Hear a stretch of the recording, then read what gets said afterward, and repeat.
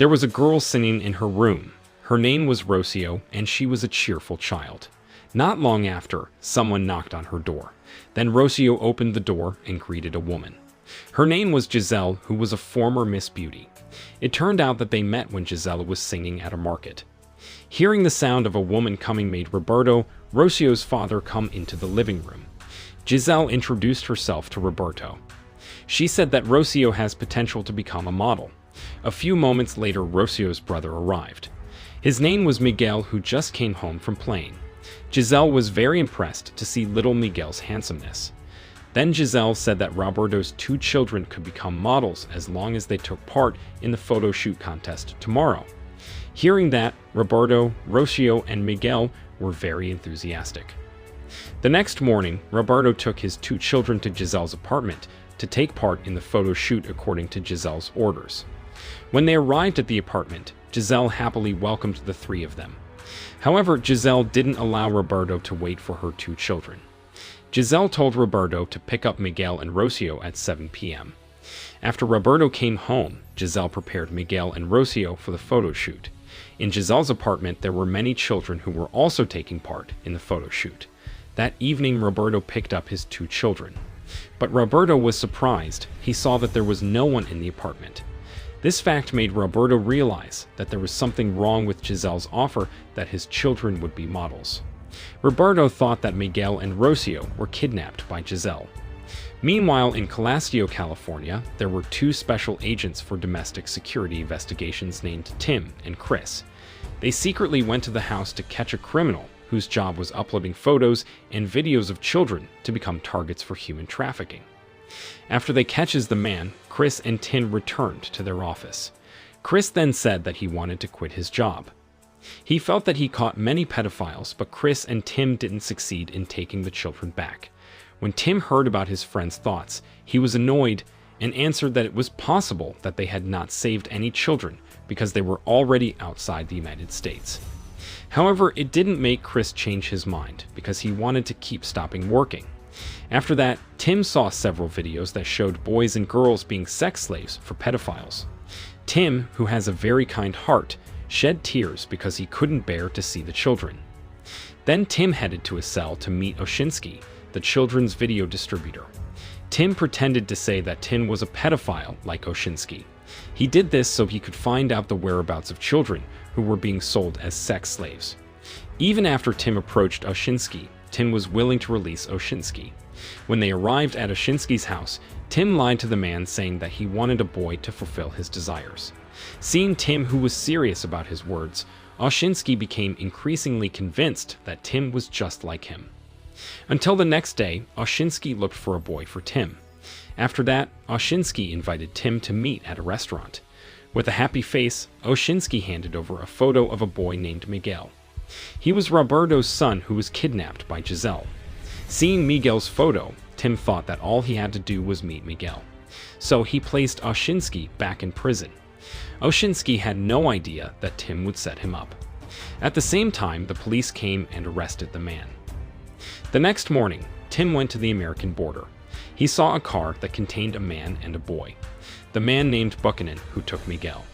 Tim saw Miguel in Buchanan's car. At first, he checked carefully. Then Tim was finally convinced that the boy was Miguel because he matched Miguel's face to the photo that Oshinsky gave Tim. Tim quickly ordered his friends to arrest Buchanan.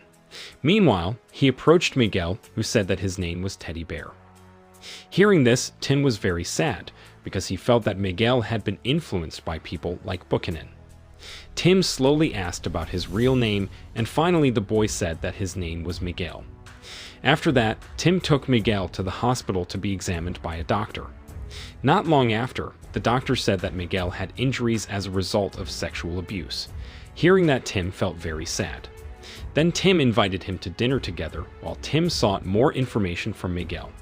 While eating, Tim introduced himself by the name Tim Balland. In Spanish, Tim's name was Timoteo. Hearing that, Miguel remembered the necklace from his sister, Rocio. He then gave Rocio a necklace that had Timoteo's name written on it. This made Tim touched and wondered why it had the same name. After Miguel gave him the necklace, he asked Tim to look for Rocio. Tim then asked about Rocio's whereabouts. Miguel then said that at first, he and the other children got into a container and boarded a ship to Colombia. When they arrived in Colombia, Rocio gave the necklace to Miguel and warned him not to lose it. The two of them were eventually separated because Miguel was sold to a man named Buchanan. Then Miguel was forced to obey Buchanan's wishes so that Rocio would not be hurt. Not long after he had dinner, Buchanan took him to a woman who hired Miguel to fulfill his desires. After Tim knew all of Miguel's story, he immediately contacted Miguel's father, Roberto. The next morning, Tim took Miguel to the airport to pick up Roberto. Not long after, Roberto arrived and Miguel looked very happy. They hugged each other and cried. Then Tim invited them to his office. Roberto asked Tim for help to find Rocio, his daughter. In the evening, Miguel and Roberto would return to their country. Before leaving, Miguel gave Tim his necklace. Miguel even hugged Tim tightly and made Tim feel touched. The next day, Tim approached Buchanan. He requested Buchanan for information about the child trafficking business that he did. Tim also threatened to take Buchanan to a Colombian prison if Buchanan didn't give him information.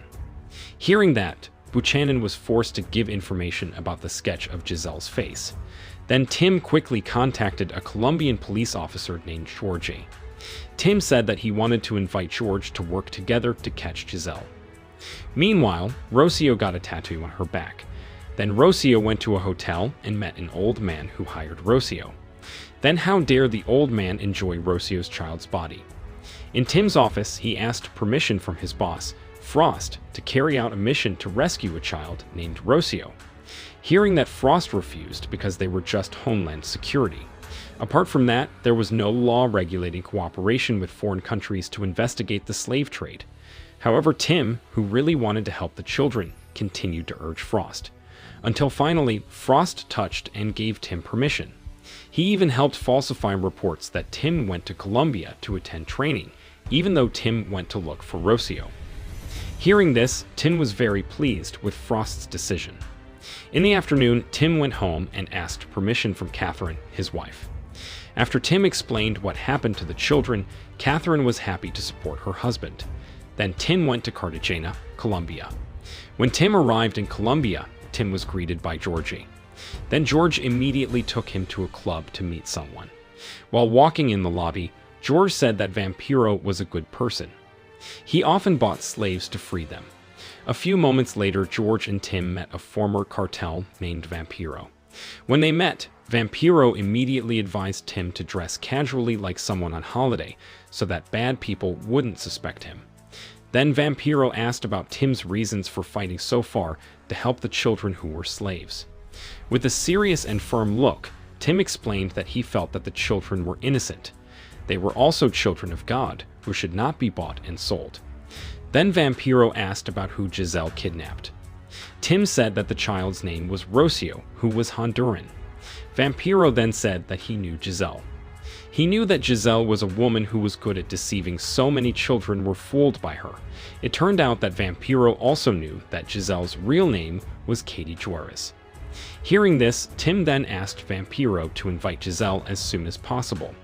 However, Vampiro said that it was not an easy thing because Giselle was very careful in her actions. In the morning, Tim read the news about the group that kidnapped children being disbanded. Seeing that, Tim immediately called Vampiro. He said that he had an idea to attract Giselle's attention. Tim explained that he wanted to set up a club in Colombia. Hearing that, Vampiro then went to a man named Caracas. Vampiro then asked him to meet with Tim. Vampiro easily persuaded Caracas to meet Tim at his home. Not long after that, they arrived at Tim's house. Vampiro explained Tim's plans to open a club in Colombia. Vampiro also said that Tim would pay each of his employees $100,000 per year. Tim would also place his employees in luxury hotels. Caracas, who heard that, was very tempted by Vampiro's offer. He was easily seduced by Vampiro, a former cartel man. A few moments later, Tim came to meet them. Caracas asked about how many children that Tim needed. Tim firmly said that he wanted around 50 to 60 children. A visibly shocked Caracas said that he couldn't work alone to get that many children. Then Tim immediately answered that Callicus could work together with his friends.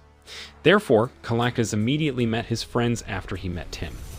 Meanwhile, Tim was really waiting for Callicus, who went somewhere. Tim secretly followed Callicus from behind. After a while, Callicus stopped at a restaurant. He met Giselle and other friends. Then Tim took some photos of them to use as evidence. After that, Tim contacted Frost. He asked for additional funds. However, Frost was angry because it turned out he had spent a lot of money on Tim. He was disappointed with Tim because he didn't find Rocio and her kidnapper. Without further ado, Frost told Tim to go back and live his life. Hearing that, Tim was very disappointed with Frost's decision. Then Tim decided to quit his job. He then went to meet Paul, who was a wealthy businessman. Paul also turned out to be someone who had worked with him. Tim asked him for help so that Paul would fund Tim to free around 50 children who were being trafficked. Unfortunately, Paul refused Tim's request. This made Tim really sad, but Tim didn't give up. He gave a photo of Rocio and wrote that Paul didn't need to think about 50 children, but tried to think about one child named Rocio. Seeing that, Paul realized that he pitied the children.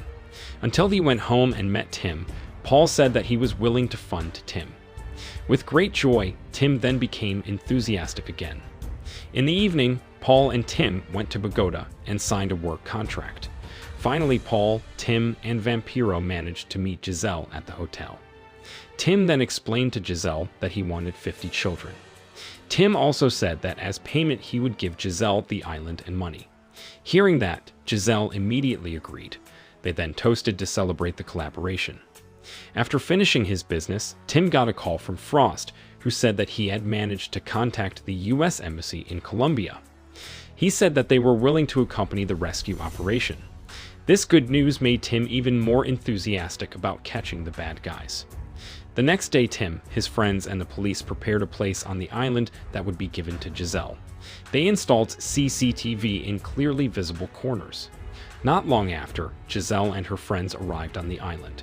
They also took the children that Tim was looking for. Giselle then introduced her big friend to Tim and Tim's friends. They all sat and Tim gave Giselle the money. This made Giselle and her friends look very happy. Then Giselle's big friend approached a boy to take with him. But Tim felt very annoyed with the man. Tim directly contacted George so that he could catch the man during the ambush. Tim also told George not to handcuff the man so he could trap him. After Tim talked with George on the phone, Tim saw the big man take one of the boys away. Tim wanted to stop him, but the man's bodyguard pointed a gun at Tim. Then Vampiro, who saw the incident, immediately met Tim and told Tim to let the man leave with the boy. Apart from that, 20 other children had not yet arrived there, so Tim had to be patient and wait. Moments later, the 20 children arrived on the island. At the same time, George came and ambushed them all, including Tim, Vampiro, and Paul. At that time, Tim immediately told Giselle that his big friend might have set her up. Giselle, seeing that her friend was not handcuffed and talking to George, made Giselle believe Tim's words. Then Giselle and her friends were taken by George's team. While George told Tim that there were 54 children, which meant that Giselle gave Tim a bonus. Tim also asked if Rocio was with Rocio. George said that Rocio wasn't there. Hearing this, Tim felt sad. On the other hand, Tim was also happy because they managed to save 54 children. Then Tim asked George to interrogate one of Giselle's friends to find out where Rocio was. George firmly asked him about Rocio. The bad guy quickly said that he sold Rocio to a rebel named Alacrin who lived in the Amazon River jungle area. George became very upset to hear that Rocio had been sold to a dangerous man. Not long after, George met Tim and Vampiro. He said that they won't be able to take Rocio back because the place was very dangerous and full of rebels. Even soldiers and police were prohibited to go to the area. However, Vampiro said that he heard that a group of people disguised themselves as doctors and managed to enter the area. They disguised themselves as doctors who treated malaria. Hearing that, Tim, who was originally pessimistic, became optimistic again. Tim quickly grabbed Vampiro's hand and thanked him because Tim had the idea to disguise himself as a doctor. Vampiro, who saw that Tim was in good spirits, boldly said that he would accompany Tim, disguised as a doctor. After that, George made fake identities for Tim and Vampiro. Then George also gave him a GPS, so he could keep an eye on the two of them. After some preparations and complete luggage, George took them to the Amazon River border. At night, Vampiro said that if their mission did not go smoothly, they would die because there would be no police or soldiers to save them. Hearing that, Tim didn't think about Vampiro's words because he really wanted to take Rocio back. In the morning, Vampiro and Tim got ready to leave for the rebel territory. Before that, George gave Tim a gun just in case there was something dangerous. But Tim refused George's gun because he was more comfortable without carrying the gun. Then Vampiro and Tim set off bravely to the island using a speedboat. In the middle of the journey, Alacran's men suddenly came over to the two of them. They fired on Tim and Vampiro and then arrested them both. Tim and Vampiro said that they were not military but doctors sent by the UN to treat diseases. Hearing that, Alacran's men decided to search Tim's belongings. After checking the item, which turned out to be a vaccine, they said that there was only one person who would go with them to their territory. Hearing this, Tim decided that he would be the one to go with them. After Tim left his speedboat, Vampiro contacted George and said that Tim was the only one who went with them. Meanwhile, Vampiro returned to where George was. Not long after, Tim arrived at a place. There was no transportation other than horses that carried 2 boxes of vaccines to the village. On Tim's journey, he saw that many people were being forced to work. A few minutes after walking, Tim reached a residential area. He immediately met Alacran at his house. Tim gave an order saying that he would check residents if anyone had cholera. Alacran finally agreed to Tim checking on his citizens because Tim was so good at talking. Then Tim walked around and looked for Rocio's whereabouts, until finally he met Rocio, who was working to crush coca leaves to produce cocaine. Tim was very happy to know Rocio. Tim then called Rocio and pretended to examine Rocio. Tim, in a whispered voice, said that he would save Rocio. Hearing that, Rocio was a little confused, but she finally understood. While Tim pretended to check on Rocio, Alacran came and asked if Rocio had an illness. Tim said that Rocio was not sick. At night, Alacran and his men sang and talked. Meanwhile, Tim entered Alacran's house quietly. He saw Rocio sleeping. Tim called Rocio, but Rocio screamed a little because she was afraid that it wasn't Tim. Then Tim immediately gave Rocio directions so he could save Rocio. Not long after, Alacran heard Rocio's screams and decided to return to his house. He wanted to enjoy Rocio's body. However, Tim, who was hiding under Rocio's bed, slowly came out and beat Alacran to death. Then Tim placed Alacran's body on the bed to make it look like he was sleeping. After Rocio was ready, Tim asked her to leave the place quietly. Meanwhile, one of Alacran's men met Alacran at his house. The man didn't get a response from Alacran. He decided to enter his house. He was shocked because he saw Alacran dead. The man then contacted someone guarding the river bank. Luckily, Tim and Rocio managed to escape first. Seeing this, Alacran's men immediately chased Tim. Meanwhile, George and Vampiro saw movement from Tim's GPS pointing towards them. Soon, Tim arrived at the river bank where Vampiro was. He immediately placed Rocio into the car, and they hurried away. Alacran's men continued to chase and shoot at them. Luckily, they managed to survive. Tim then took Rocio to the hospital. After that, Tim also contacted Roberto, Rocio's father. The next day, Roberto came to pick up his beloved daughter, Rocio. Miguel also accompanied his father. Rocio then woke up and was very happy to see her father and Miguel come.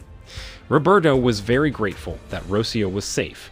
After that, Rocio, Miguel, and Roberto returned to their country and lived together again. Knowing that, Tim was really happy to see that.